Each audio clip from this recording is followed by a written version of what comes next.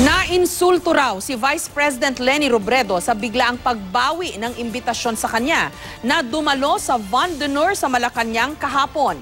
Giit naman ng Malacanang na sa Pangulo raw ang pasya kung sino ang gusto niyang imbitahin at hindi raw ito pangiisnab sa Vice Presidente. May report si Salima Refran. Sa pagbisita ni Vice President Leni Robredo sa komunidad ng mga mangangalakal sa Helping Hand Tondo, sinabi niyang buo na raw ang kanyang loob na dumalo sa Vandenor kahapon sa Malacanang. Nang bigla raw bawiin ng palasyong imbitasyon sa pamamagitan ng text, 1 linggo bago ang pagtitipon. Ang ibinigay daw na dahilan, wala ng upuan. Nainsulto daw dito ang bise. Wala naman ako magagawa kasi gaya ng sabi nila, hawak naman nila kung sino yung gusto nilang imbitahin saka hindi. Sa akin hindi naman yun sa pag-imbita o hindi, pero yung manner lang. Pero para sabihin ka binabawi yung imbitasyon kasi wala nang upuan, parang nakakatawa.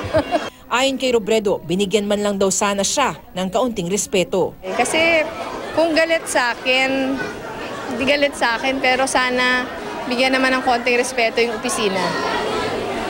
Pero sa akin, okay naman yun.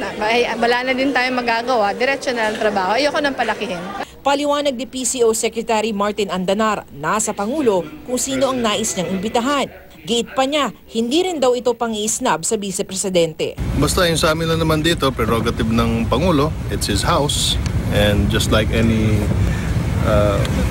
homeowner, kung hindi mo naman kasundo ang yung invite, so why would you invite? Sabi ko nga kanina sa interview, awkward, di ba?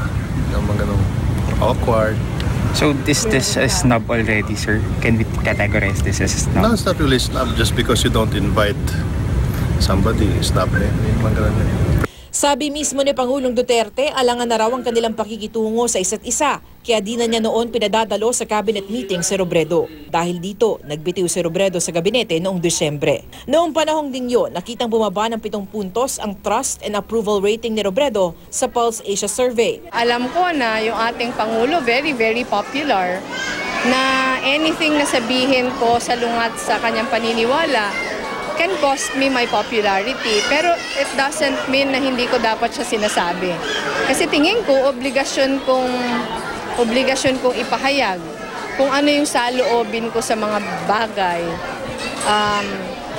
Whether in favor yan o hindi sa ating Pangulo. Tinanong din si Robredo tungkol sa sinabi ni Pangulong Duterte kamakailan na papatayin daw niya ang mga mayor na kasama sa listahan niya ng mga sangkot sa iligal na droga. Sa akin kasi okay na kausapin yung mga mayors, hingiin yung kanilang tulong sa isang malaking kampanya gaya nito, kampanya laban sa droga.